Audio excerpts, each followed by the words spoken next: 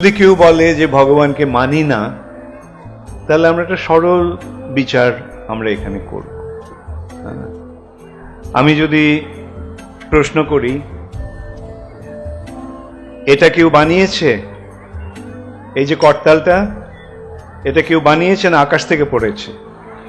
বানিয়েছে। এই যে মাইক্রোফোন, এটা কেউ বানিয়েছে? এই টেবিল, এটা কেউ বানিয়েছে? এই প্যান্ডেল, এটা কেউ বানিয়েছে? হ্যাঁ, এই পৃথিবী, এটা কেউ বানিয়েছে?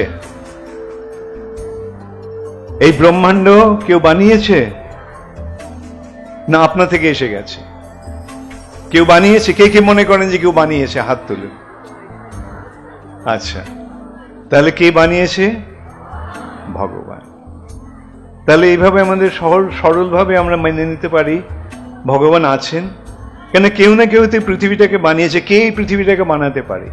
কে এই ব্রহ্মাণ্ডটাকে বানাতে পারে? কেউ সাধারণ মানুষ বানাতে পারে না? কেউ বলতে পারে যে ব্রহ্মাণ্ডটা আকাশ থেকে পড়েছে, এটা কেউ বিশ্বাস করবে? আমি যদি বলি এটা আকাশ থেকে পড়েছে, কেউ বিশ্বাস করবে?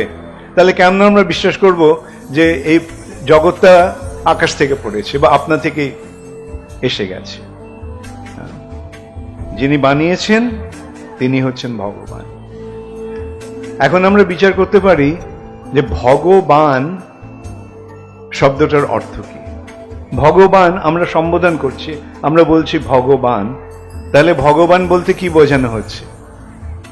আমরা যদি বলি বলবান, তার মানে যার বল আছে, ধনবান যার ধন আছে, গুণবান যার গুণ আছে, রূপবান যার রূপ আছে, ভগবান যার ভগ আছে।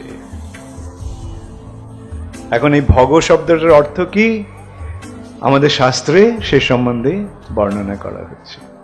ঐশ্বর্যস্য সমগ্রস্য বীর্যস্য যশস্য শ্রিয় জ্ঞান বৈরাগ্যয়শ্চৈব সন্ন্যাং ইতি ভগাঙ্গনা। অর্থাৎ যার কাছে সমগ্র ঐশ্বর্য রয়েছে। কেউ বলতে পারবে তার কাছে সমগ্র ঐশ্বর্য সমগ্র সম্পদ রয়েছে? একটু আধটু কারোর কাছে থাকতে পারে, কিন্তু সমগ্র ঐশ্বর্য, সমগ্র বীর্য বা সমগ্র শক্তি,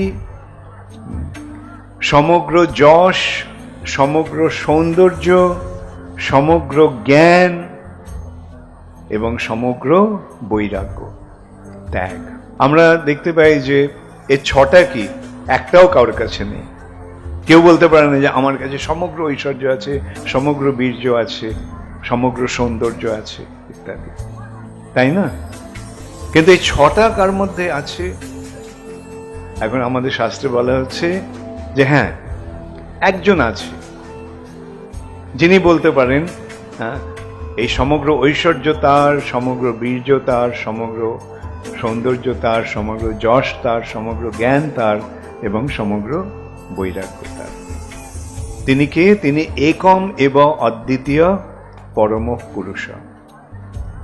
তিনি এক এবং অদ্বিতীয়। অদ্বিতীয় শব্দটার অর্থ কি? যার কোনো দ্বিতীয় নেই, অদ্বিতীয়, যার দ্বিতীয় কেউ নেই, অর্থাৎ যার সমান কেউ নেই, যার থেকে বড় কেউ নেই, অসমর্থ, অসম ঊর্ধ্ব। সেই যে এক এবং অদ্বিতীয় পরম পুরুষ, তিনি হচ্ছেন ভগবান।